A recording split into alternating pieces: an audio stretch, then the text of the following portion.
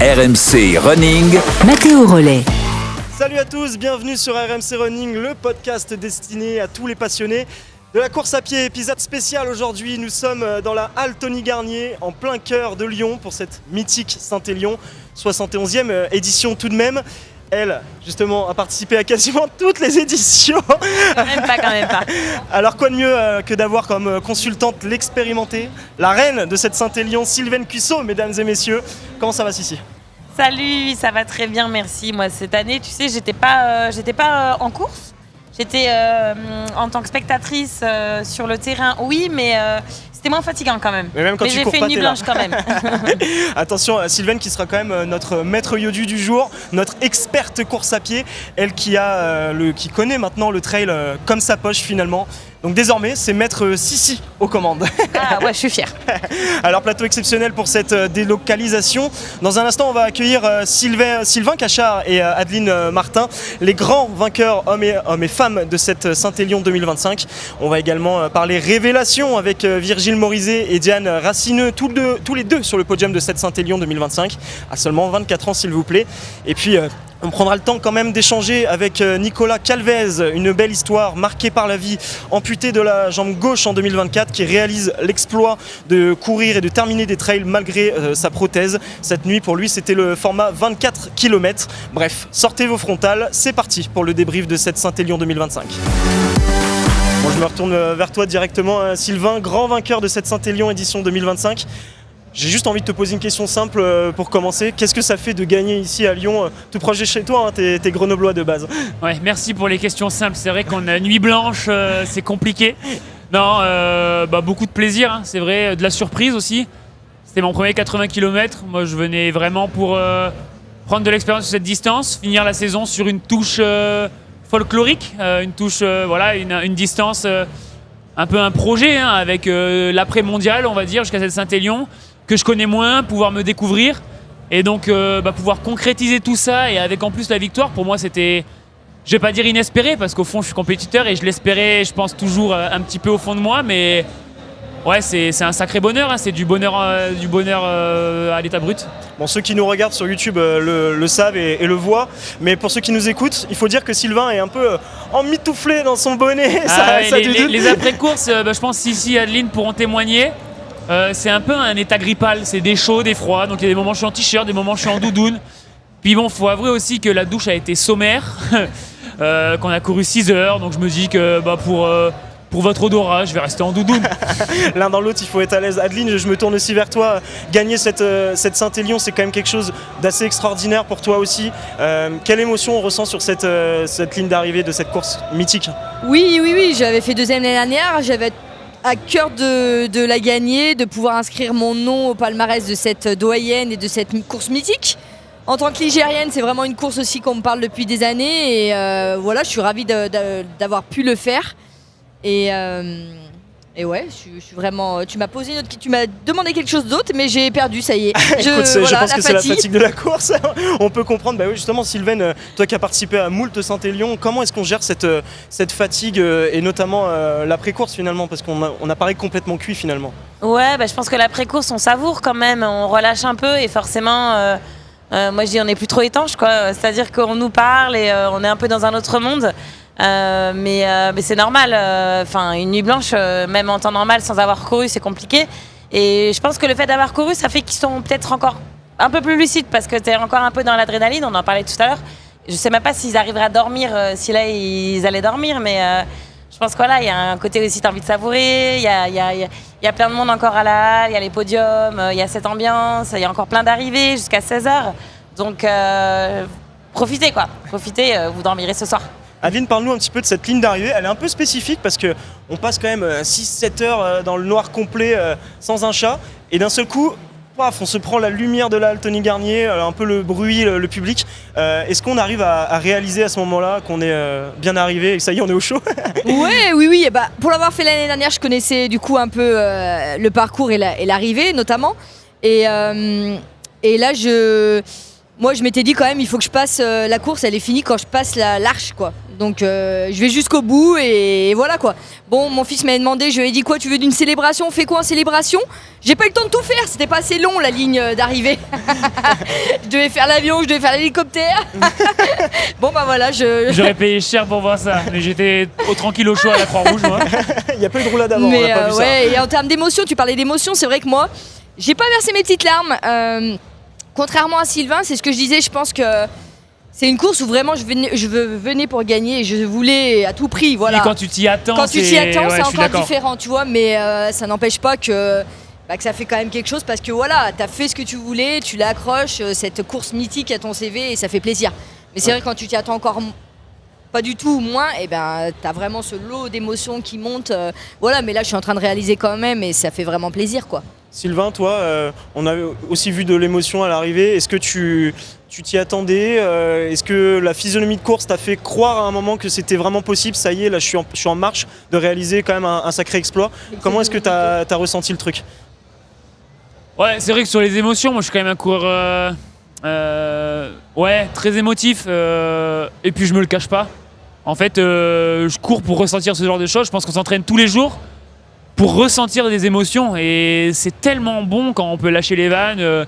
J'étais tout seul j'avais des petits messages audio préenregistrés de mes copains qui pouvaient pas être là et du coup genre quand je les écoutais, je lâchais une larme ou deux dans les monts du Lyonnais tout seul dans la nuit là. Donc non, moi c'est quelque chose que j'adore vraiment ressentir ça lié à la fatigue forcément. En fait on a tout est décuplé hein, comme disait Sissi et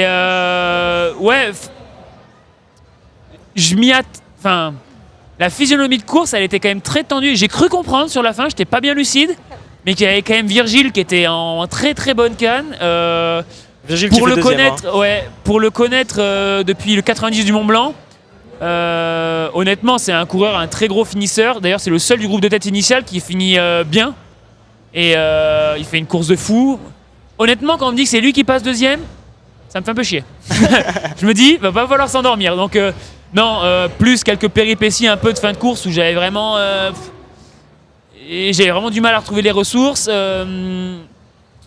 Disons T'avais que hâte de voir la ligne d'arrivée quand même. Ouais, et puis c'est que quand je l'ai vu que je me suis dit ok, j'ai gagné quoi. Pas 200 mètres avant. Sachant que bon, ceux qui sont pas là le savent pas forcément, mais la ligne d'arrivée, il y a quoi? Il y a 25 mètres avant Ouais, 100 mètres, allez. Ouais, 100 à mètres, 100 allez, mètres, maximum 100 mètres. je pensais que j'allais gagner. Ok. Et Sylvaine, toi aussi, je me tourne vers toi par rapport aux allures. Parce que finalement, toi, tu connais cette Saint-Élion par cœur. J'ai l'impression que d'année en année, ça court de plus en plus vite. Notamment très loin de la ligne d'arrivée, ça attaque fort. Les hommes et les femmes se mettent banderie sur banderie. Est-ce que toi, tu as vu une évolution par rapport à tes premières Saint-Élion? Ouais, ça part très très vite, hein. On l'a vu cette année encore. En fait, ça part vite et ça finit vite. Et ça s'arrête jamais, quoi. Donc, nous, on les voit passer au ravito, à Soucieux, quand ils traversent le gymnase. Ils attrapent les flasques à la volée. Je t'ai vu T'as vu ma prendre stratégie dans ou tes pas plastiques, je sais pas quoi. Non, mais... mais en gros, moi j'ai une stratégie où je mets tout dans un sachet congèle et je le chope à la volée et ensuite en courant, je range mes flasques, je range mon sachet plastique et il me sert de sac poubelle pour le ravitaillement d'après. Et ça, c'est Tom Carnac qui m'avait filé la petite astuce et au mondial. Depuis le mondial, je fais ça. Et sur les courses courtes, enfin entre guillemets, même ici, quoi, c'est redoutable, je trouve. Tu ralentis pas. Ouais, mais c'est ça, et si bien que la moindre pause pipi caca, tu dis c'est fatal, quoi. Je sais pas si vous avez dû vous arrêter une ou deux fois, mais Pas cette année, j'ai eu Non la plus. chance. Mais Non, j'ai mais vu à César. quelques pleines lunes. moi j'ai des amis coureurs, je vais pas les citer parce que c'est pas très valorisant, mais qui se font pipi dessus parce que tu veux Y a pas plus perdre de temps, quoi. Il n'y a plus le temps. Ben ouais, non, mais c'est ça. Donc, après, c'est compliqué de comparer parce que quand t'as du verglas, quand t'as de la neige, t'es parfois obligé de ralentir. J'ai connu des éditions où t'étais obligé de t'accrocher un peu pour pas glisser, pour pas tomber. Donc, je pense que c'est compliqué de comparer les éditions, mais dans tous les cas, c'est une course qui part vite, qui finit vite, et t'as pas le droit de ralentir, quoi. Justement, je m'adresse à vous deux, les amis, parce que cette année, les conditions étaient quand même particulièrement bonnes, hein. Il faut le dire, 7-8 degrés, il n'y avait pas de pluie, un peu de gadou, mais voilà, sans plus. Un peu beaucoup quand Ouais, même. il y avait de la gadou, On hein. a Il y fait avait un de la cross, gadou on a quand fait un même, vrai hein, cross. ouais. Mais par rapport à des éditions où, je veux dire, Sylvain en parlait, où il y a du verglas, etc., c'était quand même une édition pour courir vite, on est d'accord? Ah oui, la Saint-Élion, en plus, ça court tout le long. Enfin, je lui avais posé la question de savoir où il avait marché. Il a marché au même endroit que moi. On a fait 4 escaliers en marchant. Et le reste, tu cours tout le long, quoi. Donc, ouais, t'as pas de temps à perdre, ouais. Toi, Sylvain, tu as particulièrement apprécié ces conditions-là? Ouais, je pense que j'aime un peu tout. Alors, non, le très chaud, j'aime pas, mais là, ça risquait pas. Ou alors, il faut vraiment que je fasse un gros processus d'acclimatation. Mais sinon, j'aime un peu toutes les conditions. J'aime le trail, j'aime la course en montagne, parce que c'est des sports outdoor, il faut tout le temps s'adapter. Et c'est ça aussi qui rompt la monotonie de l'entraînement, c'est que quand on s'entraîne pour une course, on prend en compte l'altitude, la chaleur, la distance, le dénivelé, mais aussi quelles conditions potentielles il peut y avoir, quoi. Donc, moi, j'avais couru sous la pluie, bien sûr, j'avais couru de nuit, parce que ça, on était quand même à peu près sûr qu'il allait faire nuit. Mais par contre, sous la pluie, dans des conditions plutôt bonnes. Donc, non, moi, j'ai aimé, mais d'autres conditions m'auraient pas déplu non plus, je pense. Et tu parles d'adaptation, justement, toi Sylvain, tu t'alignes quand même souvent sur des courses à plus faible kilométrage, on va dire, peut-être un peu plus de dénivelé. Est-ce que là, le 80 km, c'est quelque chose que tu apprécies? Forcément, quand on gagne, on apprécie peut-être un peu plus. Ouais, après là, je pense qu'avant de répondre, il faut que je fasse un bon repas, une bonne nuit, parce que là, la réponse risque de fuser. Non, j'ai apprécié vraiment le challenge, et c'est une direction vers laquelle je veux aller. Faire le 80 km de la Saint-Élion, c'était pas non plus un hasard, dans le sens où en temps de course, c'est peu éloigné à ce que j'ai pu pratiquer sur un mondial, par exemple, qui pour moi est une course quasiment aboutie, qui a duré 4h58. Donc je savais qu'on allait se rapprocher en durée, donc sur ce qui est physionomie, on va dire physionomique, métabolique et psychologique, j'étais prêt. Par contre, il y avait la question du mécanique, en fait, du musculaire, parce que par contre, ça reste 80 km. Et 80 km, c'est pas anodin en fait. 80 km qui se court en plus assez vite, donc musculairement ça fait mal. Ouais. J'ai jamais eu autant de courbatures de ma vie, clairement. C'est vrai que c'était un peu compliqué de monter sur le tabouret tout à l'heure. J'ai eu un peu de mal. Sylvain, justement, la Saint-Élion est assez spécifique là-dessus. C'est un format assez spécial parce que c'est 80 km, mais on court entre guillemets que 6-7 heures. Enfin, sur des trails un peu plus, où il y a un peu plus de dénivelé, c'est bien plus long que de faire 80 km, non? Ouais, mais c'est ça qui est difficile en fait. Parce que, comme on le disait, t'as pas de répit et quand tu marches sur des trails avec plus de dénivelé, tu te reposes un peu, mine de rien. Tu changes le groupe musculaire, c'est différent, mais c'est pas plus facile parce que tu cours moins longtemps, quoi. Parce que tu cours moins longtemps, mais tu cours plus vite. Donc, c'est juste pas la même course, en fait. C'est comme comparer un marathon avec ce type de course, ça n'a rien à voir, en fait. Ou même à 100 km, on a l'exemple de Benjamin qui venait du 100 km. Je ne sais pas exactement ce qui s'est passé et pourquoi il a abandonné. Il a eu des espèces biomécaniques, c'est ça. Hein. En gros, il a eu des blocages au niveau de la hanche, il n'arrivait plus à dérouler, il a dû abandonner au Chaponneau. Ok. Et lui, c'est vrai qu'il est habitué aux efforts réguliers, toujours les mêmes groupes musculaires. Donc, c'est juste différent, en fait. Adeline, toi, c'est un format que tu apprécies particulièrement. On l'a dit, deuxième l'an passé. Cette année, tu gagnes. Ça te réussit plutôt bien la Saint-Élion en général. C'est vrai que c'est des formats 80-90, c'est le max que je fais et que je ferai globalement. Alors attention, je ne dirai jamais, ne jamais dire jamais comme je dis, mais voilà, je pense que globalement c'est surtout ça que j'aime. Après j'aime bien je peux être assez polyvalente, j'adore la montagne, j'adore les profils de montagne. Après c'est juste que chez moi j'ai pas la montagne pour travailler du très très haut dénivelé, mais j'aime aussi vraiment courir. Je viens de la course à pied, de l'athlétisme, et du coup ce que j'aime c'est courir, quoi. Donc oui, 80 roulant, type Templier ou ici, j'adore. On n'a pas vraiment parlé de ta course, toi, Adeline, parce que finalement, on l'a dit un petit peu tout à l'heure, tu étais un peu annoncée comme grande favorite, on va pas se mentir. Est-ce que ça, c'est un statut un peu difficile à assumer avant de partir, ou toi, ça va, t'es plutôt à l'aise avec ça? Forcément, ça va te mettre un peu de pression supplémentaire parce que tu sais que tu es attendu, parce que t'as l'étiquette. Donc oui, aujourd'hui, j'ai vraiment entendu partout, mais je l'avais annoncé aussi que je voulais gagner. Donc forcément, on me disait c'est ton année, c'est pour toi, etc. Mais encore une fois, tu as ce qu'il y a sur le papier et après, il faut le faire sur le terrain, quoi. Et moi, je préfère faire sur le terrain, quoi. Mais justement, donc, sur le terrain, quand est-ce que tu as un peu, comme je disais à Sylvain tout à l'heure, un peu compris que c'était joué? Non, moi, il fallait que je passe l'arche. Parce que tu descends les escaliers à fin, t'arrives même plus à vraiment plier les jambes. Alors tu peux t'en prendre une dans les escaliers et c'est fini, quoi. Enfin, tu vois, tu peux vraiment te faire mal. Oui. Donc non, moi c'était je passe l'arche et là je pourrais dire que j'ai gagné, quoi. Parce que si justement sur cette course, en fait on comprend qu'on est à Lyon que quand on est dans Lyon, parce que vraiment 1 kilomètre avant on est encore dans la forêt. C'est assez impressionnant, on prend la lumière un peu tout d'un coup, la lumière de la ville qui arrive un peu tout d'un coup, non? Ouais, c'est ça. Après je pense qu'ils connaissaient le parcours. Quand tu arrives à l'Aqueduc, là tu sais que c'est pas bien loin, je pense qu'ils connaissent quand même, c'est pas en voyant la lumière, mais c'est sûr, tant que t'as pas franchi la ligne, tu sais pas, je sais pas s'ils connaissaient les écarts. À 2 lignes c'était assez confortable. Après, Sylvain, il y a eu des rebondissements. Ouais, après moi, il y avait Nico était responsable écart. Hein. J'ai eu. Ah ouais. Je pense que Pogacar, il a moins d'écart que moi. Hein. Nous, on a vibré. Pourtant, il a les vraiment, oreillettes. sur la course, moi, j'avais pas les oreillettes. Ah, C'était tu cours avec des incroyable. oreillettes, Sylvain? Non, parce que oui, toi, il y avait à l'arrivée quoi, 3 minutes avec Virgile. Ouais, on m'annonce 4,45 à un moment donné, et puis il y a 3,03. Tu vois, il me reprend une 40 à la fin. 3,03 sur une distance comme ça, on se dit petit coup de flip ou ça va? On est encore large? Ah, encore une fois, hein, vu mon état, fallait avant tout aller arriver sur la ligne d'arrivée. Hein. C'est bien beau d'avoir 3 minutes d'avance, mais il faut les avoir à la fin. Hein. Sylvain, toi, est-ce que tu as l'habitude quand même sur ces Saint-Élion d'avoir des rebondissements assez extraordinaires, de quelqu'un qui peut être finalement assez solidement en tête et d'un seul coup tout dégringole? Ah ouais, il y a plein de rebondissements. On a vu plein d'arrivées au coude à coude, on a vu plein de sprints. Moi, j'ai fait 25 km avec Julia Benedicto en 2016. Coude à coude pendant 25 bornes et ça se joue à 30 secondes à l'arrivée, elle gagne, je fais deuxième, mais ouais, et c'est ça qu'on aime en fait. C'est quand il y a du sport, du jeu, c'est pas la guerre malsaine, c'est la guerre qui est très saine et c'est ce qu'on aime faire. Donc, mais je trouve ça très courageux, Adeline, quand elle a annoncé qu'elle voulait gagner, parce qu'il y a très peu finalement d'athlètes qui osent le dire au départ. Et je trouve ça hyper courageux, franchement. Gentil, merci. D'oser le Ouais, dire, quoi. après, voilà, j'ai pas caché. C'est vrai que. Ouais, je voulais le dire. C'est vrai que l'année dernière, je fais deuxième. Qu'est-ce que je peux rêver de mieux, quoi? Bah, forcément, la première place. Et vraiment accrocher cette mythique et la mettre. C'est ce que je dis, là, actuellement, deuxième, c'est pas première, quoi. Deuxième, on n'en parle presque pas, j'ai envie de dire.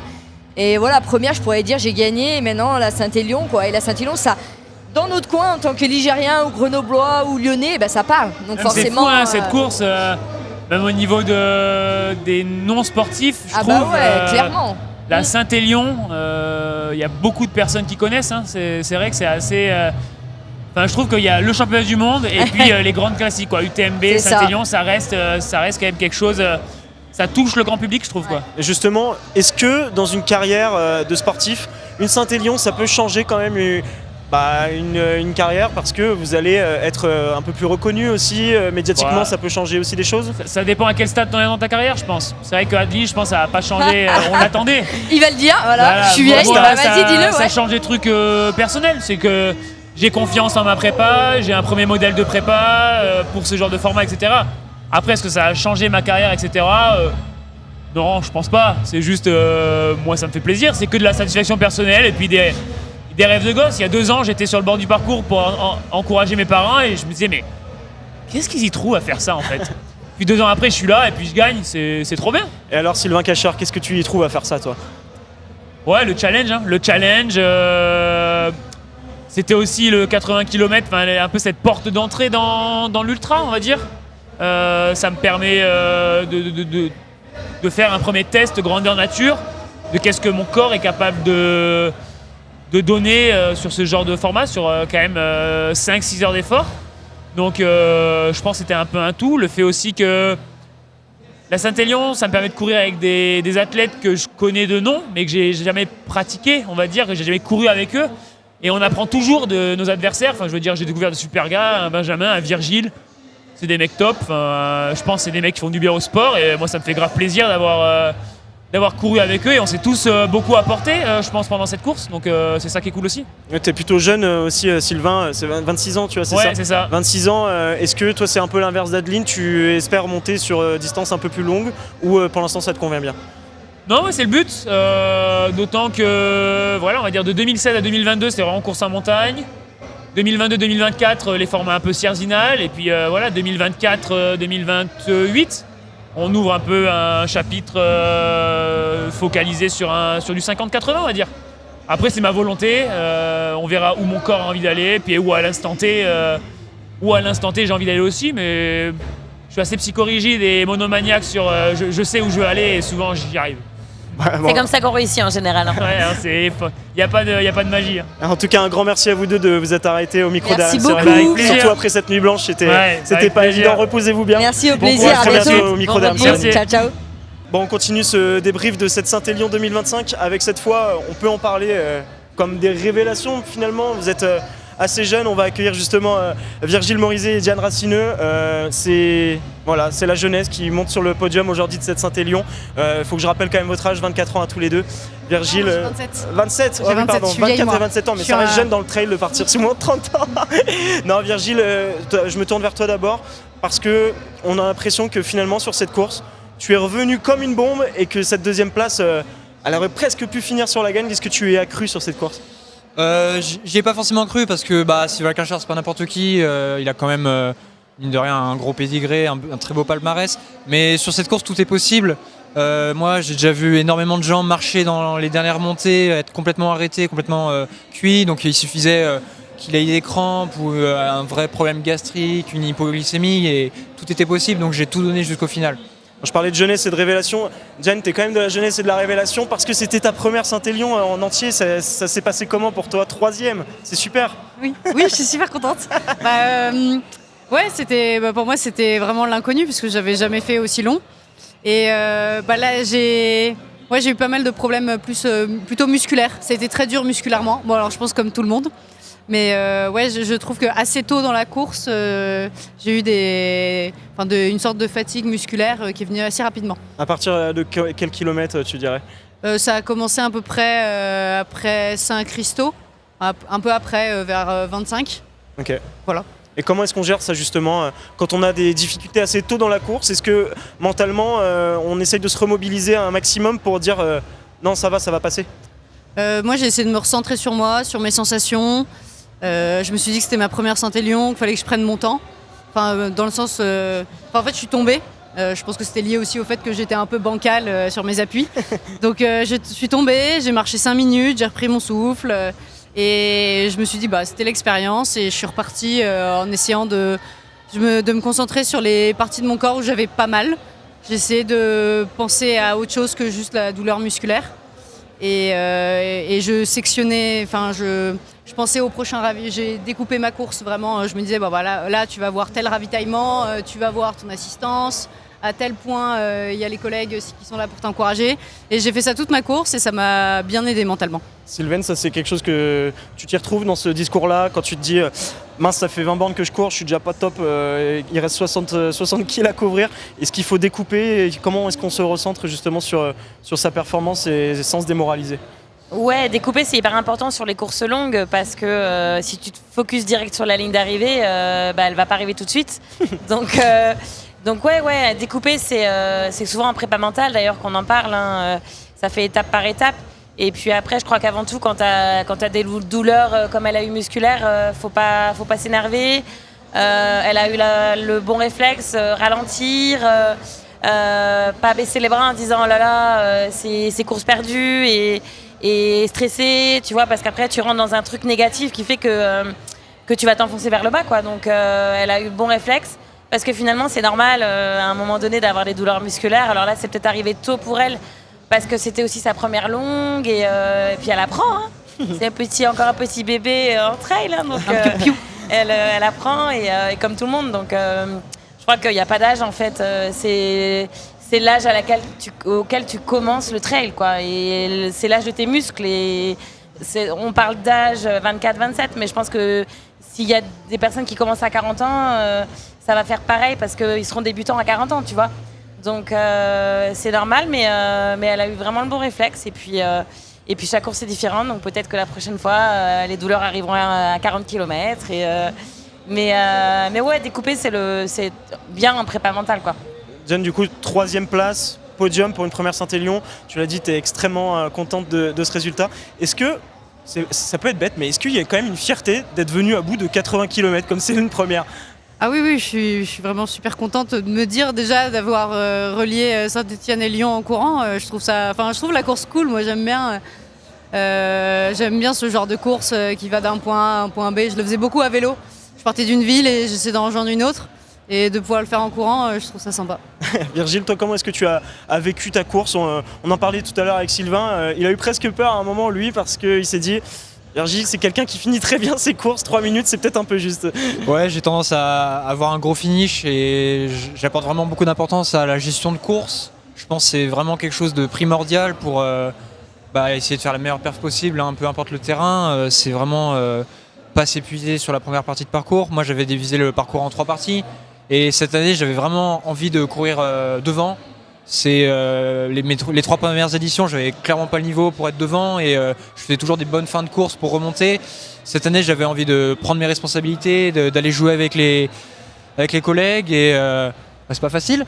C'était pas facile et je pense que Sylvain a très bien joué en lui étant un peu plus focus sur ses propres sensations. Je pense que certes, il a un très gros palmarès, mais il manque aussi d'expérience sur 80 km et en fait, c'était parfait pour lui de partir plus doucement et de nous rattraper, de nous cueillir et à la fin, il a tenu.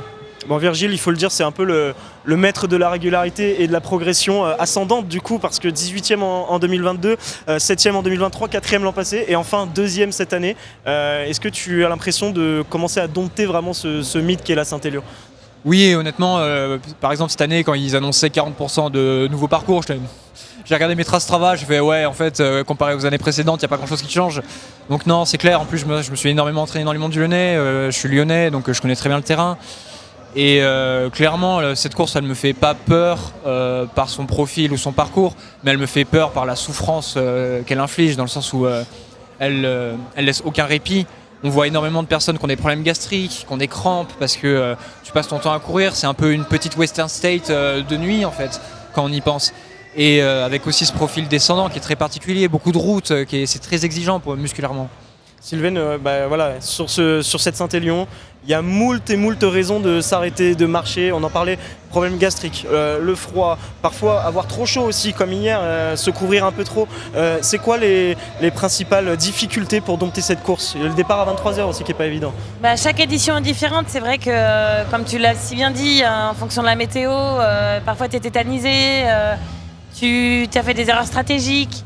T'as voulu trop te couvrir et après t'as eu froid, enfin c'est vraiment pas facile. On n'est pas égaux aussi face au froid, face au chaud, chacun doit se connaître.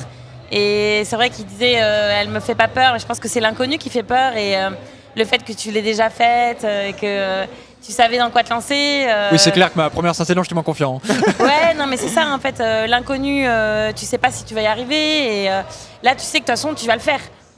Tu sais pas quelle sera l'issue et comment ça va se terminer, mais le fait de tu en es capable et mentalement le fait de tu sais que tu en es capable, tu pars beaucoup plus serein et c'est vrai que l'année prochaine faut que tu reviennes parce que tu fais toujours de mieux en mieux, donc là la prochaine étape ce sera la victoire. Ouais, c'est sûr, statistiquement ça commence à être de plus en plus dur de passer à un cap au-dessus clairement, mais ouais je pense que peut-être pas l'année prochaine, enfin j'en sais rien, c'est un peu tôt pour en parler, mais c'est sûr que je reviendrai sur la Saint-Élion avec l'espoir de la gagner parce que voilà, moi quand j'ai commencé le trail, je pensais jamais que je pourrais atteindre ce niveau-là, surtout sur une course aussi plate, aussi roulante, qui sont vraiment pas mes qualités de base. Tu te surprends encore sur ces courses-là d'atteindre ce niveau justement ?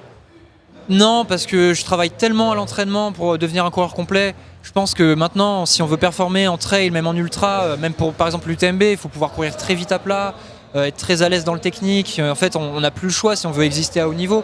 Donc moi, c'était vraiment, cette Saint-Élion, même si elle me convenait pas, je la prenais comme un passage obligé pour me forcer à aller travailler mes points faibles. Sinon, c'est trop facile de juste passer des heures en montagne, de bosser sur ses qualités, et en fait, on se rend compte qu'on ne peut pas tenir le rythme. Et aujourd'hui, c'est quoi pour toi que tu dois encore bosser ?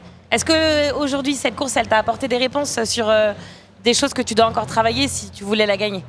Si je voulais la gagner, je pense qu'il va me manquer encore un peu de physique au général, augmenter un peu toutes mes stats. Je pense que je suis un coureur qui est très durable. J'ai une grosse résistance, aussi bien musculaire, métabolique et même mentale. C'est une de mes qualités. Mais il va falloir un jour augmenter la taille du moteur, clairement. Parce que quand on voit les mecs comme Thomas Cardin, Sylvain Cachard, même Antoine Chervolin ou Benjamin Paulin, c'est des mecs, c'est des machines, quoi. C'est des machines, ils peuvent mettre des accélérations, en récupérer et continuer comme ça. Moi, je suis obligé de lisser l'effort. Sinon je pète, donc à un moment... Ce changement de rythme que tu as besoin de travailler ? Ouais, pas forcément, plus augmenter toutes mes stats globalement, quoi. Parce que c'est ce que disait Sylvain, que lui il est plutôt bon partout, moi je me considère plutôt moyen partout. Donc à un moment il va falloir essayer de passer à un cap physique. Moyen partout, on fait deuxième de la Saint-Élion, on est quand même plutôt bon moyen. Bon moyen. Diane, toi. Pas les mêmes références. Ouais, c'est ça. Diane, toi, comment j'ai une question aussi parce que hier on s'est vu pour tout dire à nos auditeurs RMC Running, on s'est vu sur le stand ici à Lyon. Comment est-ce qu'on gère cette avant-course? Parce que finalement le départ est très tard, 23h30 à Saint-Étienne. Est-ce qu'il y a une sieste qui se fait l'après-midi? Comment est-ce qu'on gère la fatigue finalement d'avant-course qui est très particulière? Alors moi j'ai essayé de faire une sieste, ça n'a absolument pas fonctionné. Ça marche pour personne en fait. Franchement, c'était un zéro pointé. C'est-à-dire que je me suis calée dans mon lit à 14 et à 16h, je faisais rien en fait. Ouais, j'ai bien dormi 1h30. Ouais. Et flambeur. Virgile, très bon coureur, très bon dormeur aussi. Ah ouais, les siestes, ça me connaît. Non mais c'est quand même assez particulier, il faut quand même gérer pour pas arriver cuit déjà mentalement sur la ligne d'arrivée quoi. Mais je trouve qu'avec l'adrénaline, moi j'ai absolument pas ressenti la fatigue. Je suis arrivée sur la ligne de départ, il n'y a pas un moment où je me suis dit là je ferais bien une petite sieste. Et avec l'ambiance, j'étais plutôt en mode allez let's go, starting block. Il y avait l'excitation de la première finalement aussi de partir et de se faire plaisir, enfin ça y est on y est quoi. Ouais, le départ c'est un truc de fou, il y a la musique à bloc, il y a du monde partout. Je partais en teuf en fait, je partais pas du tout pour dormir, j'ai eu aucun problème. Et alors on part trop vite avec l'excitation ou ça va? Ouais carrément, ouais. Ça se paye assez tôt. Je pensais, pourtant j'avais l'impression d'être tranquille, mais bon, je pense que j'étais pas si tranquille. C'est une atmosphère particulière aussi à Saint-Étienne. Il faut le dire sur cette Saint-Élion, on a tendance quand même à partir très vite, c'est très roulant, c'est du goudron au début. Comment est-ce qu'on gère ça, de se dire je laisse partir et après ça sera à mon tour de mettre des attaques? Je crois qu'on le gère pas en fait et on y va sans trop réfléchir et naturellement quand la pente elle commence à être un peu plus abrupte, on ralentit quoi. Mais je pense qu'on se laisse porter et puis en plus on a envie de se placer, on a envie de faire comme les copains et finalement on dit on fait sa course mais tu peux pas t'empêcher de regarder quand même où sont les autres. Donc tout le monde part beaucoup trop vite mais ça se régule quand même assez dès les premières côtes, ça se régule. Et après t'as la fraîcheur du départ, t'as l'excitation, tu t'es préparé pour ça, c'est le jour J, toute la journée t'as attendu pour. Donc, mais je crois que par rapport aux siestes, etc., c'est plutôt les jours d'avant qui comptent. Donc, quand tu as bien dormi les jours d'avant, faut pas stresser, faut pas s'énerver. Déjà de rester dans son lit, les yeux fermés, dans le noir, ça repose quoi. Non, Virgile, tu es plutôt d'accord avec ça? Toi, tu disais que tu avais quand même réussi à dormir 1h30 avant le départ. Comment est-ce que toi, tu gères ton avant-course sur cette Saint-Élion? Ouais, moi j'essaie vraiment de tout prévoir à l'avance, c'est-à-dire mon sac est fait la veille, je laisse vraiment, entre guillemets, rien au hasard, surtout pour une course comme ça où on pourrait avoir tendance un peu à s'endormir, on dit oh on a le temps, c'est 23h30 et en fait tu te rends compte que j'ai oublié de prendre mes gels ou quoi. Donc non, je pense que c'est vraiment important d'avoir cet aspect planification à l'avance, même sur ces temps de passage ou quoi, c'est important d'être prévoyant. Et après l'aspect mental, c'est sûr que comme c'était ma 4e, j'ai un peu moins d'excitation au départ, j'essaie juste de rester dans ma bulle, d'être très concentré, de bien réaliser mon échauffement parce que ça part tellement vite qu'il faut être bien échauffé pour le coup. Et voilà, après, pour le mental, je pense que c'est question d'habitude aussi. J'ai quand même l'impression que, je sais pas ce que tu en penses ici, mais que t'es quand même plutôt un coureur qui calcule pas mal de choses, non? Tout est au millimétré. Tout est millimétré. Il n'y a pas si longtemps que ça, j'avais pas trop le choix si je voulais jouer devant, d'être vraiment parfait, entre guillemets. Maintenant, j'ai plus de marge sur certaines courses. Cette nuit, j'en avais pas. Mais voilà. Okay. Ouais, c'est un peu le profil de Sylvain. Il en parlait tout à l'heure. Il met tout en œuvre pour y arriver. Et c'est la bonne méthode pour réussir. Au moins, t'as pas de regrets. Et évidemment, il n'y a pas de recette on n'a rien sans rien. Donc, on voit que il fait ce qu'il faut et c'est bien. Je pense que c'est comme ça qu'il y arrivera. Diane, toi, tout est calculé ou plutôt tu as un côté où il faut aussi se laisser porter et vivre l'instant présent quoi? Non, moi justement, j'ai tendance à me laisser porter et je travaille l'aspect organisation, planification. Donc ça, je l'ai pas mal travaillé pour arriver prête. J'ai mon plan de nutrition qui soit prêt la veille, etc. Pour avoir le moins de choses à penser en fait le jour J. Bon allez, dis-nous tout parce que Virgile, il a fait son sac le vendredi soir. Toi, il était fait quand ton sac? Ok, honnêtement, à 19h. Non. Il était fait à 16h. Ok, bon, on avait brief. Ça reste bon élève, non? Ouais, et puis on est tous différents. Moi, je sais que je suis un peu à l'arrache aussi et je pourrais pas faire la veille parce que j'ai pas envie, parce que ça va me mettre dans un état trop tôt dans ma course. Tu vois, je pense que c'est à chacun de se trouver. Lui, il a besoin de ça. Diane, ça lui convient différemment. Peut-être que si elle ferait comme lui, ça lui irait pas, tu vois, et vice versa, quoi. Donc, je pense que c'est à chacun de trouver sa méthode. C'est comme l'alimentation, comme plein de choses. C'est propre à chacun. Donc, voilà. Après, on peut essayer de tester des choses. Mais quand on a trouvé sa méthode, je pense qu'il ne faut pas trop se poser de questions. Justement, on n'a toujours pas parlé alimentation sur cette Saint-Élion. Comment est-ce qu'on s'alimente? Est-ce que ça peut être différent d'autres courses, comme la course est de nuit? Souvent il fait froid. Est-ce qu'il y a des différences vraiment propres à la Saint-Élion sur la nutrition? Je me tourne vers toi, Virgile, en premier. Moi, la seule chose que j'adapte vraiment, c'est mon repas d'avant-course, où au lieu de le prendre 3h30 avant, là je le prends 4h30 avant, parce que... Mais un gros repas? Un repas, non, pas un repas conséquent, parce que la recharge glucidique, elle se fait la veille plutôt, ou l'avant-veille même. Donc il faut essayer d'avoir, faut pas être léger sur l'estomac, parce que c'est un coup à manquer de calories, mais voilà, un repas normal, très simple, riz, ketchup, parmesan, on n'en parle plus. Ah ouais? Ouais, bien sûr. Pas de protéines, du coup? Non, pas de protéines le soir. J'en prends à midi, le matin, mais pas le soir, parce que là, ton corps, il est censé être reposé, il est plus censé réparer de la fibre, donc la protéine, à part la trimballer pendant toute la course, ce sera pas forcément utile. Et après, pendant la course, moi j'adapte pas, comparé à une course estivale ou de jour. Par contre, je me laisse guider, c'est plus l'aspect changement de rythme et allure qui va faire que je vais modifier ma nutrition pendant la course. Où Benjamin et Antoine ils attaquent, je vais peut-être pas prendre le gel que j'avais prévu de prendre, je le retarde et je le prendrai 1 heure après. Mais ce qui compte, c'est vraiment de lisser ses calories pour éviter de surcharger son intestin, je pense. Bon, le riz, ketchup, parmesan, j'ai un peu l'impression qu'on part en soirée, moi, mais ou qu'on en revient plutôt. On en revient. On en revient. Non, Diane, plus sérieusement, est-ce que tu adaptes par rapport à d'autres courses ou c'est vraiment de la nutrition classique? Tout comme Virgile. Sauf que moi, je mets pas de ketchup, moi, je mets direct le fromage râpé. C'est étonnant, ketchup. Ouais, pourquoi ketchup? Super étonné, ouais. Ça rajoute un peu de goût, un peu de sucre. C'est son côté enfant. Ouais, c'est ça. C'est parce qu'il a 24 ans. C'est moins acide que la sauce tomate, donc ça se digère mieux aussi. C'est surtout une recette de Doberman. Moi, je mets du pesto, sinon. Virgile, 24 ans, mange des plats d'enfants de 10 ans, finalement. Oui, de toute manière, les gens qui s'entraînent beaucoup le savent. Ce qui compte, c'est manger, peu importe ce que c'est. Hein. Oui, il faut surtout garder cette petite notion de plaisir et d'habitude aussi, parce que peut-être c'est quelque chose que tu fais souvent. Honnêtement, mon riz ketchup, c'est pas mon plat préféré. Hein. Honnêtement, si j'avais pas eu la course, j'aurais pas mangé ça le soir, je te cache pas. Mais c'est surtout, par exemple, moi je fais mon propre riz au lait le matin, riz au lait végétal, et avant toutes les courses, je mange la même chose. C'est un rituel, donc à la fois mentalement, on se pose pas la question de est-ce que je mange ce qu'il faut en quantité ou quoi, comme ça on est bon. Et même c'est essayer de limiter les problèmes gastriques, justement, ça commence la veille, l'avant-veille, même la semaine avant la course en fait. Bon, ça te rassure, quoi, quelque part, de faire toujours le même. Exactement, c'est se dire que si t'as le bide en vrac, c'est le hasard quasiment, quoi. C'est pas que t'as pas d'excuses en fait. Riz au lait végétal et maison, c'est quand même un peu plus adulte que le ketchup. Ouais, là on est passé. Un peu on a plus pris bobo, 34 ans, on a plus 10 ans là. Bon, Diane, elle est un peu tôt cette question, mais j'ai trop envie de te la poser. Est-ce que t'as envie d'y revenir déjà sur du 80 bornes comme ça?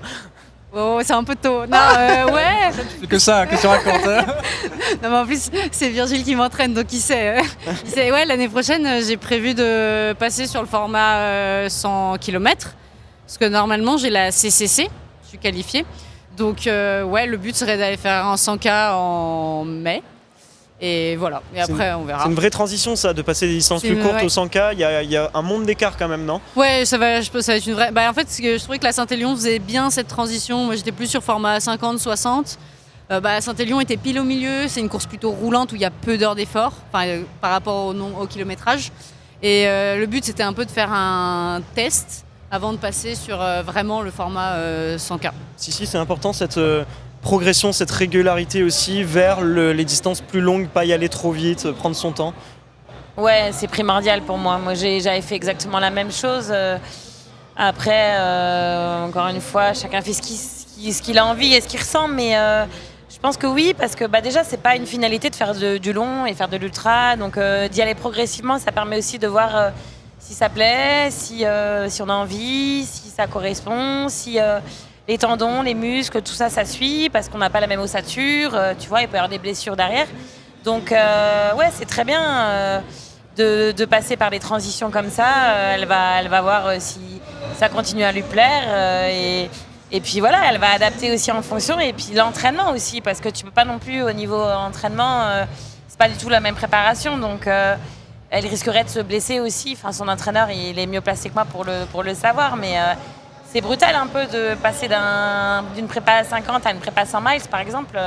Donc le 100K, c'est une bonne transition. Ouais, c'est une bonne façon de faire, je pense. Ça va, Diane, elle est bonne élève Ouais, ça va. Ça fait depuis septembre que voilà, je regarde un peu ce qu'elle fait. Et par exemple, ouais, pour préparer Saint-Élion, disons qu'avec la connaissance que j'avais de la course, je pense que j'ai pu l'aiguiller sur des aspects qui lui manquaient un peu, style beaucoup de justement travailler ce renforcement musculaire entre guillemets avec des sorties longues à plat entre guillemets. Et oui, la transition sur 100K, elle l'a très bien dit. Voilà, sur l'OCC cet été, elle a passé plus de 7 heures. Donc en fait, là, la Saint-Élion, ça peut être aussi exigeant, entre guillemets, enfin aussi court, pardon, qu'un format 50 km en montagne. Donc c'est une transition qui est très intelligente de sa part. Moi, ce qui m'impressionne toujours avec vous, les trailers, c'est que 7 heures, ça paraît court pour vous. Mais la Saint-Élion, pour moi, c'est un sprint. C'est horrible. Ça passe très vite en vrai. Hein. Ouais. Pour moi, un trail comme la Saint-Élion passe plus vite qu'un marathon sur route. Même si tu mets 3h30 contre 7h30, parce que tu as l'aspect ludique, parce qu'à un moment donné, tu déconnectes vraiment, alors que sur marathon, tu as les yeux sur ton chrono et le moindre moment où tu ralentis, ça te perturbe, alors qu'en trail, c'est presque normal, quoi. Parce qu'il y a des montées, des descentes, tu ralentis, tu accélères, tu penses à boire, à manger. Et c'est pas monotone. C'est pas monotone, ouais, et ça passe vraiment vite 7 heures. Ça passe vraiment vite 7 heures, mais il va quand même aller falloir vous reposer à un moment donné. Non, je vous remercie d'avoir été au micro. La Saint-Élion après la Saint-Élion aussi, donc voilà. Forcément on les aide pas. Saint-Élion médiatique. Non, merci d'avoir été à notre micro, c'était un plaisir et n'hésitez pas à revenir quand vous voulez. Et encore bravo pour votre podium et votre performance. Bravo. À bientôt. Toujours sur le débrief de cette Saint-Élion 2025, et cette fois on va parler des formats un petit peu plus courts, parce qu'on est en compagnie de Paul Cornuchauvin qui était aligné sur la Saint-Express, donc format 45 km hier soir. Paul, d'abord, comment ça va? Parce qu'il faut le dire à nos auditeurs, tu étais parti pour essayer de gagner cette Saint-Express. Malheureusement, l'aventure s'est terminée au kilomètre 31, c'est ça pour toi, avec un petit problème physique, non? Raconte-nous tout. Oui, bonjour à tous. Effectivement, j'étais venu ici avec l'idée de sortir de ma zone de confort sur une course rapide, en essayant de jouer devant le plus possible. Malheureusement, j'ai été ramené à la réalité à mi-course à peu près, avec une cheville qui a tourné plusieurs fois, et j'ai pas voulu prendre de risques. Je me suis vraiment fait décrocher, ça a été dur, et j'ai préféré arrêter pour pas compromettre l'année suivante, parce que se blesser maintenant, vraiment se blesser et faire un mois sans pouvoir courir derrière, ça handicaperait énormément la saison prochaine, donc j'ai préféré mettre le clignotant. J'ai déjà fait une belle saison et c'est sûr c'est une déception, mais voilà, s'il y a des jours avec, des jours sans, cette année j'ai eu des jours avec et il y a des jours sans comme hier, et voilà, faut tout prendre quand on court. Ouais, comment ça va au moins la cheville ce matin, parce que peut-être qu'à froid il y a aussi la douleur qui s'est réveillée après cette course-là, comment ça va? Oui, ça va. C'est pas optimal, hein, bien sûr. Si je vais laisser 2-3 jours de repos, je vais avoir besoin de faire beaucoup de renforcement, de proprioception. Mais je pense pouvoir retourner à l'entraînement milieu de semaine prochaine, je dirais. Donc c'est pas une grosse entorse. En fait, je me suis fait une grosse entorse en juin que je pensais avoir soigné. J'avais plus du tout de douleur. J'avais réussi à retourner dans des terrains très caillouteux, notamment à Nice où c'est un terrain très très caillouteux, sans problème. Et là, j'ai mis des chaussures un peu plus exigeantes et pour le coup, ça n'a pas pardonné. Donc ça veut dire que le travail sur la cheville n'a pas été assez loin. Donc c'est pas optimal, mais normal. Mais je boite pas déjà pour l'instant. Donc voilà, je pense que j'ai arrêté au bon moment pour pas aggraver, parce qu'effectivement, quand le muscle est chaud, on veut continuer. Et en fait, on la retourne encore avec le ligament qui devient de plus en plus flex. Et on la tourne, moi je l'ai tourné 3 fois en fait sur 30 bornes, donc c'est beaucoup. Et après, si c'est pour la retourner une 4e fois, il arrive un moment en fait où le tendon il dit non mais là tu m'en as trop mis, je saute quoi. C'est plus la raison qu'à parler finalement. pour le cas. Là, exactement. C'est plus que la douleur, quoi. C'est plus la raison que la douleur. J'ai eu mal, je me suis arrêté pendant 1 minute à me dire bon, qu'est-ce que je fais? J'ai marché sur 500 mètres et il me restait 2 km pour atteindre le ravitaillement de Chaponneau, exactement. Il me restait 2 km, je les ai trottinés, ça me tirait, voilà, s'il fallait aller au bout, je suis honnête, hein, je pouvais aller au bout. J'étais pas venu pour faire 15e et je pense que c'est globalement ce qui se serait passé, 15, 20e. J'étais pas venu pour ça, je voulais pas prendre de risques à pousser jusqu'au bout et à vouloir rentrer sur le groupe qui m'avait sorti du coup et à la retourner et à tout casser derrière. Donc ça a été vraiment la raison plus que la grosse blessure. Donc, sur toutes les courses trail et courses à pied en général, il y a des abandons, mais sur la Saint-Élion particulièrement, l'abandon fait aussi partie de cette course mythique. Effectivement, le terrain parfois peut être un peu difficile. Et lorsqu'il y a une cheville qui tourne, par exemple, entre autres, c'est difficile quand même d'aller au bout sur un terrain qui est assez technique, mine de rien, surtout sur la fin. Ouais, c'est sûr. Et après, c'est un peu ça passe ou ça casse. Et dépendamment de ce que le coureur s'est fixé comme objectif. Et Paul, c'est un bon exemple. Il l'a dit, j'étais pas venu pour ça. Soit tu veux faire une grosse perf et tu peux pas faire ta perf, tu décides d'arrêter à 20. Sans forcément de grosses blessures, mais parce que tu te dis que c'est pas pertinent, parce que c'était pas ton objectif. Soit oui, tu peux finir en allant plus doucement et en te disant moi je veux finir coûte que coûte, mon objectif il est terminé. Voilà, mais c'est sûr que moi je trouve que c'est une course, c'est tellement t'as pas droit à l'erreur, surtout devant quoi. On le disait, ça va très très vite. Que ouais, ça passe, ça casse et ils prennent des risques. Hein. Ils prennent des risques, ils vont vite. Moi, je me dis toujours quand je les vois passer, au moindre pied dans un trou, la cheville elle part. Parce qu'en fait, il faut savoir que les sentiers sont remplis de feuilles mortes. Et en fait, tu vois pas les trous parfois en dessous.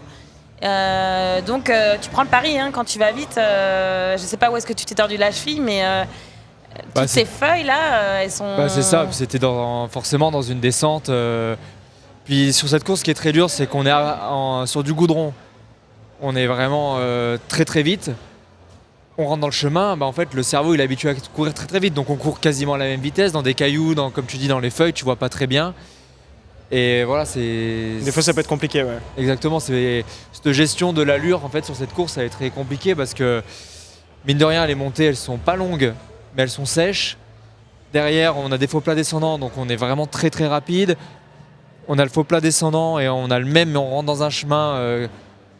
On va pas dire que c'est des chemins très techniques, mais finalement, quand on court à 17-18 à l'heure, de mettre 3 cailloux au milieu, ça devient quelque chose de technique en fait.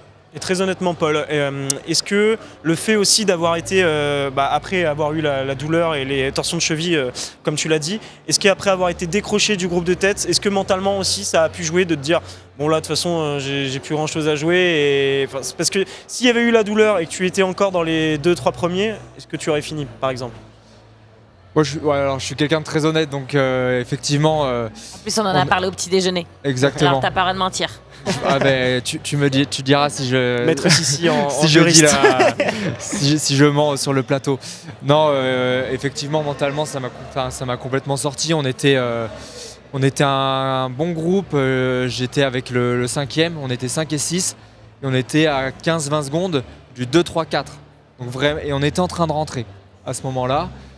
Donc c'était très dur physiquement, hein. Faut quand même se...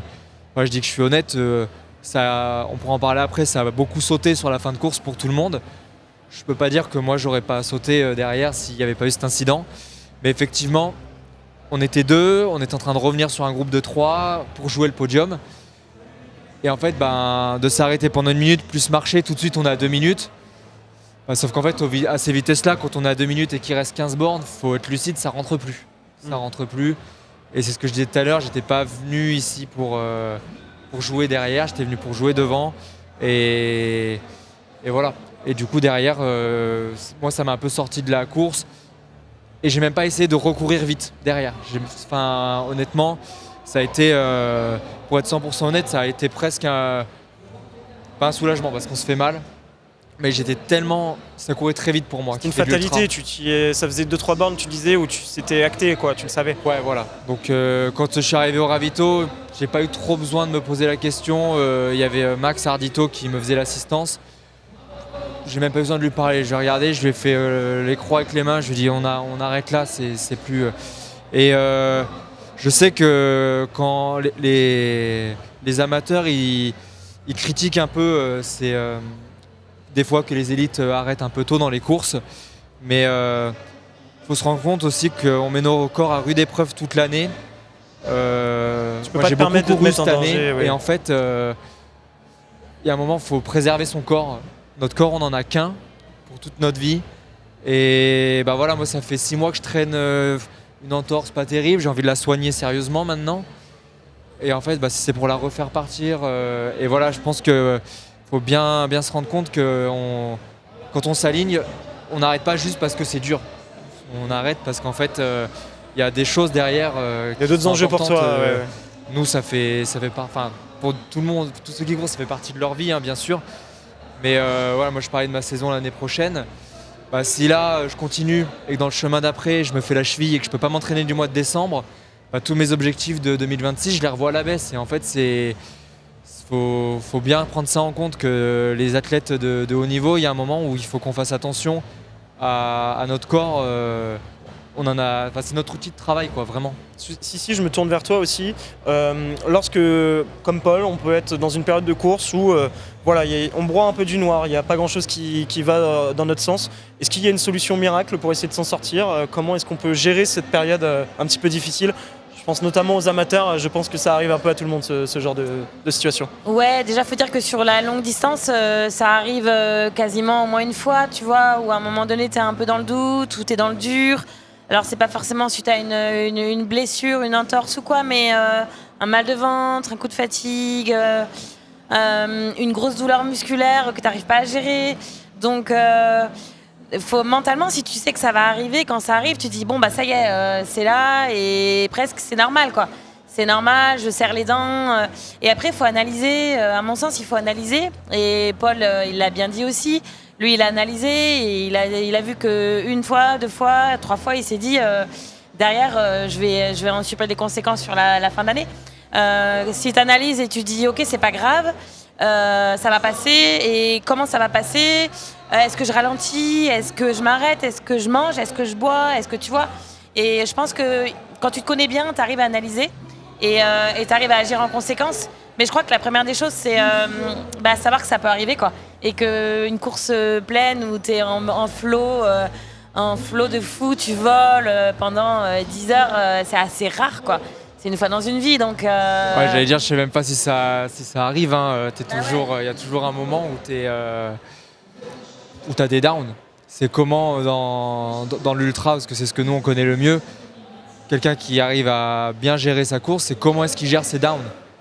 Et quand il se sent bien, faire attention à pas s'enflammer. Et en fait, quand on n'est pas bien, c'est ça. Quand on est sur de l'ultra, en fait, on sait ça va arriver.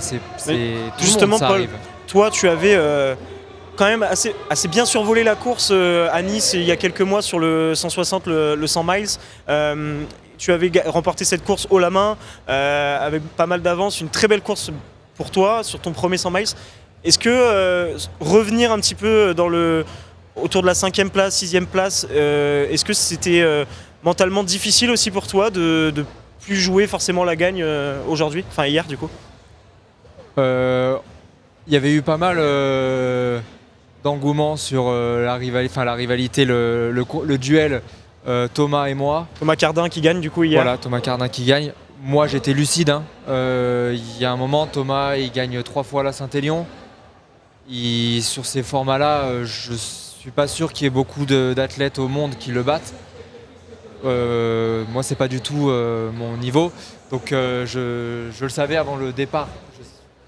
On en avait parlé ensemble de ce duel. Moi, je savais aussi à quoi m'attendre.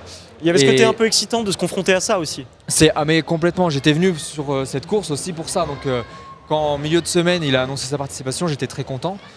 Mais je savais aussi en fait que des athlètes qui ont une moins bonne cote que moi, en fait, s'ils ont une cote moins bonne, mais qu'en fait ils font que des 40 km roulants, en fait sur ce profil-là, ils sont meilleurs que toi. Et faut vraiment être très, très humble avec ça. On fait tous du trail, mais celui qui court un 160 en montagne et celui qui court une Sainte Express, c'est pas le même coureur. C'est vraiment pas le même coureur. Donc je l'ai eu un peu, pour être entièrement franc, moi le départ a été très très dur, c'est parti vraiment très vite. Et très vite je me suis dit, le podium aujourd'hui c'est compliqué. Je me suis dit très vite. Dès les premiers kilomètres ? Ouais, dès les premiers kilomètres je me suis dit on verra. Parce que c'est vraiment parti fort et en fait après j'y ai un peu plus cru au niveau du 20e parce que on était à 2, on rentrait sur le groupe et il y avait le deuxième finalement qui était qu'à 10 secondes ou 15 secondes je sais plus, mais voilà on était finalement passé loin et je me suis dit en fait peut-être qu'avec en étant toi plus endurant ça va rentrer sur la fin de course, mais tout le début de course c'est vrai qu'il y a eu des moments en fait où j'étais à fond de chez fond et je suis là mais tu perds du terrain et ça avance plus, ça t'avance. Je regardais la montre, j'étais à des vitesses auxquelles je cours pas. On était sur du 3,20 au kilomètre et puis il me prenait de l'avance. J'étais là, mais en fait, c'est pas le même sport, quoi. Et oui, du coup, pour revenir à ta question initiale, le début de course où je m'en rends compte, parce qu'au début, je me dis, tu vas jouer avec eux. Au début de course, je me dis, en fait, tu vas pas du tout jouer avec eux. Il y a eu un petit moment où je me suis dit, ça te remet à ta place aussi et comment est-ce qu'on va gérer ça. Donc, des petits downs en début de mental, en début de course, ça me dira en fait. Puis après, je me suis dit, tu cours comme ça et mine de rien, ça rentre pas non plus de derrière, donc t'es pas non plus complètement arrêté. Et j'étais venu ici pour me faire secouer les puces. Je suis pas allé au bout, mais sur les 30 km que j'ai fait, je me suis bien fait secouer les puces et c'était pour ça que j'étais venu. Donc de ce côté-là, le contrat est rempli, même si la place n'était pas forcément celle que je cherchais, quoi. Donc l'objectif est pas complètement raté non plus. Ça reste de l'apprentissage dans tous les cas, de toute façon sur le trail. Dès qu'on s'aligne, c'est de l'apprentissage. Exactement. On apprend. Il n'y a pas d'échec. Il n'y a pas d'échec, il n'y a que des apprentissages. Et là, c'en est un. Et là, c'en est un. Bon, merci en tout cas, Paul Cornuchauvin, d'être venu nous voir. Malgré la course un petit peu plus compliquée que ce que tu espérais, c'est toujours sympa de venir après ces moments-là. C'est jamais facile pour les athlètes. Merci beaucoup. Oui, et puis c'est important. On aime bien partager quand on gagne et quand ça va bien. Et je pense que c'est important aussi de voir l'envers du décor. Parce qu'une carrière, c'est pas que des victoires. Et c'est bien de pouvoir discuter avec vous de tout ça aussi. Merci beaucoup, Paul. Merci Paul, récupère bien. Eh bien, on continue encore ce débrief de cette Saint-Élion 2025, mais cette fois on va parler handisport avec Nicolas Calvez ici présent, qui a participé lui à la Synthé Sprint, donc format 24 km. Et ta particularité, Nicolas, c'est que cette année tu étais du coup aligné en handisport, tu as été amputé en 2024 et tu as eu une prothèse que nos amis de YouTube peuvent apercevoir juste ici en mars 2025. C'est pour toi quelque chose d'extraordinaire de pouvoir recourir à nouveau. Tu étais coureur avant cet épisode de ta vie. C'est quand même extraordinaire de pouvoir refouler les sentiers, non ? Oui, exactement. En fait, moi j'ai été ultra trailer pendant 8 ans. Et avant aussi 15 ans en athlétisme, en sprinter. Donc j'ai fait sprint et après ultra trail, c'est un peu spécial. Et puis début 2022, j'ai eu une nécrose du tibia. En fait, j'ai eu un trou qui est toujours inexpliqué. Et j'ai subi énormément d'opérations, 9 avant amputation, des greffes osseuses, on m'a coupé la crête iliaque pour greffer à la place du tibia, beaucoup de... Et plus ils opéraient, plus j'étais avec des douleurs de fracture, donc pendant 2 ans et demi, et finir en fauteuil roulant, sous oxycodone, avec à des moments en n'ayant plus la capacité d'interagir même avec mes enfants.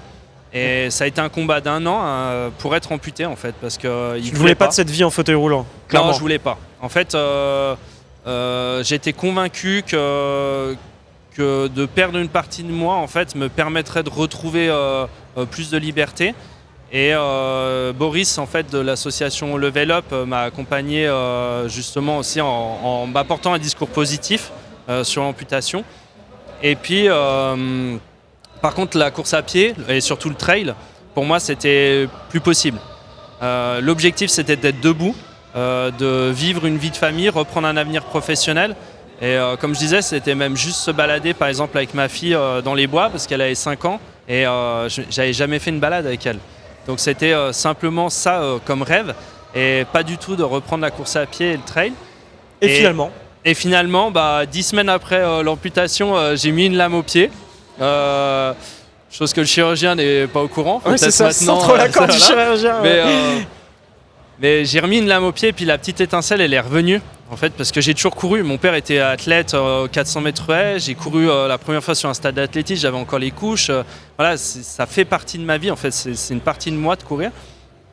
Et par contre, le trail, pas pensable. On est quelques-uns dans le monde à être capables d'évoluer sur des sentiers amputés fémoraux. Donc la différence avec un amputé tibial, c'est que nous, on n'a pas de genou. Et c'est ce qui crée une énorme difficulté en fait, parce qu'on est obligé, on a une genre de charnière de porte, donc j'expliquerai un peu après, à la place du genou, et ce qui fait que toutes les montées, les descentes, ça demande une compétence qui est très difficile à avoir. Et qu'en plus de ça, il faut avoir la prothèse adaptée aussi pour évoluer sur des cailloux, des racines, de la boue. Oui, et puis avoir des financements aussi, parce que au moment où j'ai voulu courir, en fait, j'ai dû aller chercher 20 000 € pour courir. Donc voilà, quelqu'un de valide, il va aller courir, il passe dans un magasin, il prend une paire de chaussures à 100 € et il va courir. Et nous, on a besoin d'amputés fémoraux de 20 000 €.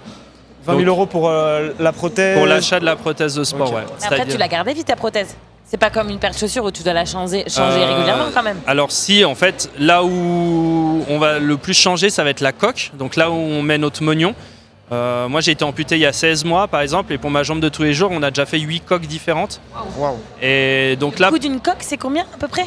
Une coque c'est à peu près 5-6 000 €. Donc pour le sport, c'est aussi adapter cette coque là et d'avoir l'argent pour. Donc moi maintenant j'ai un sponsor qui me permet d'être serein par rapport à ça, parce qu'ils me soutiennent à l'année dans l'équipement en fait de ma prothèse de sport. Donc si je dois changer de coque, il m'aide à me dire ok, je pourrais continuer à courir. Mais sinon non, ça devient vite compliqué. Après une lame, elle s'use, c'est du carbone. En trail, je dirais que c'est moins important parce que on va moins demander la perfection en fait du renvoi du carbone. Vu qu'on est sur un terrain instable, on a les changements de terrain, de variation de montée, descente. Par contre, un athlète par exemple paralympique va avoir tendance à changer sa lame tous les 2-3 ans. Parce que sur un triathlon, sur du sprint, parce que le carbone s'use et il se renvoie. Ah oui, on aurait eu tendance à dire l'inverse, que sur le trail, ça pouvait être plus fragile finalement que pour de la piste. Non, finalement. Non, c'est pas plus fragile. Ouais, alors moi je cours avec une lame qui est avec du carbone d'Airbus en fait. C'est une lame Hopper, donc qui permet. Déjà, c'est une lame qui coûte moins cher que les autres. Le but c'était de la rendre plus accessible, et c'est la seule qui a en fait une semelle. Équipée pour le trail, mais c'est une semelle qui a été conçue pour les tibiaux, vu qu'il n'y avait pas de fémoraux qui faisaient. Et le premier trail que j'ai fait, en fait, au bout de 10 km, je l'ai coupé en deux. Donc je me suis retrouvé à même le carbone sur les cailloux. Donc là, l'objectif, c'est de développer des prototypes pour qu'on puisse en fait, augmenter les distances. Donc là, le proto que j'ai couru hier, on est content parce qu'il a tenu les 24 km. Et l'année prochaine, j'ai déjà un 55 kg sur Saint-Jacques UTMB, et j'aimerais bien finir sur les Templiers. Okay. Et du coup, là, on a 10 mois pour se dire, 10-11 mois pour se dire, ok, l'année prochaine, il faut qu'on ait une semelle qui tienne 80 km. Ouais, tu mets au défi un petit peu tous les chercheurs. Là. Tu leur mets une date, et écoutez les gars, cette date-là, je cours 55 bornes, vous vous débrouillez, mais je les courrai. C'est ça qui est cool. Ouais, mais c'est bien, mais au moins, ça fait aussi avancer la technologie, parce que on n'est pas, c'est un marché de niche. Et en plus des fémoraux, vu qu'on est très très peu, il y a très peu d'investissement qui est fait dedans, donc ce ne sera pas des semelles qui seront vendues sur le marché, mais ça nous permet, nous, en tant qu'athlètes, de pouvoir évoluer dans notre sport. Bon, raconte-nous un petit peu ta course d'hier, je le disais, Synthé Sprint, 24 km, 3h19 pour toi pour boucler cette distance. Assez extraordinaire comme moment à vivre, de courir sur cette mythique Saint-Élion. Ouais. C'était un beau moment pour toi? Ouais, c'était un beau moment, une belle surprise aussi, parce que moi, j'étais plutôt un coureur montagnard. J'aimais plutôt les formats type échappée belle, Verbier, enfin des trucs bien avec des bons cailloux et puis des gros dénivelés. Il y a moins de boss. Pourtant pas simple avec ta prothèse. D'extérieur comme ça, on a plutôt l'impression que c'est plus simple de courir sur du terrain propre que du terrain accidenté, quoi. Oui, c'est vrai que c'était plus facile hier pour moi de maîtriser la prothèse. J'ai pas eu de difficulté au niveau technique. J'aime bien les challenges en fait. Ouais. Par contre, j'ai jamais autant couru. Et musculairement, ça demandait encore un autre effort. Donc là, c'était aussi une première hier. Et surtout, c'est aussi un projet qui a été établi pendant 8 mois avec Iron, parce qu'Iron, en fait, m'a financé la lame, donc la spatule, vraiment la lame carbone, il y a 8 mois. Et il y a 8 mois, quand je suis descendu chez Iron au siège, c'était la première fois que je courais 30 minutes sans m'arrêter. J'ai vu la vidéo. Voilà, et quand j'ai commencé à courir avec la lame, je faisais 400 mètres autour du stade en 12 minutes. Donc c'était... Oui. Et on L'évolution s'est dit, est incroyable. ouais, et puis au début on s'est dit, on va mettre le 13 km, la synthétique, dans 8 mois. Et pour moi c'était un objectif qui était déjà énorme. C'est comme disait, début d'année, écoute, courir Diagonale des Fous, on va s'entraîner quand même pour y arriver, quoi. Et puis finalement, moi j'étais sur un ultra trailer, donc j'ai abordé mon évolution en fait de handicap comme un ultra trail. Et il y a des hauts, il y a des bas, mais on avance, on continue, on s'entraîne, on progresse. Et au final, on s'est rendu compte que 13 km, ça allait être entre guillemets trop facile et qu'il fallait quand même un défi pour qu'on se dise, on va mettre quand même une barrière haute. Toujours se mettre en difficulté, il faut. Ouais. C'est comme ça qu'on avance aussi. Non Ouais. C'est un challenger quand même. Ouais, hein. ça se voit un petit peu. Ouais. Et puis l'idée c'était de le courir en binôme. Donc on a couru en binôme. Et, Ah oui, alors donc, raconte-nous ça, parce que tu voilà. as couru du coup avec quelqu'un hier. Voilà, Comment ça donc- s'est passé? Donc moi j'ai couru avec Thomas en fait qui est un client Iron. Et l'idée c'est que cette lame en fait elle a été financée par Iron en vendant des pochettes cadeaux l'année dernière. Les fonds en fait qui ont été réussis par ces pochettes cadeaux, en fait elles ont permis de financer cette lame.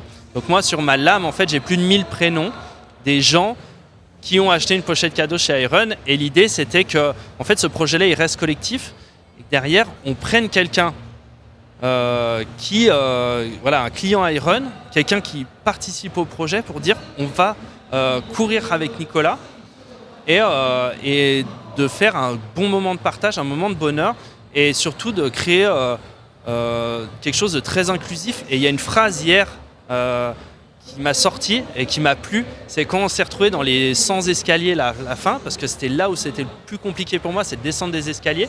Parce qu'il faut dire, il y a la lame. Donc moi, je dois poser le bout de la lame, mais l'arrière de la lame touche l'escalier d'avant, donc c'est très compliqué.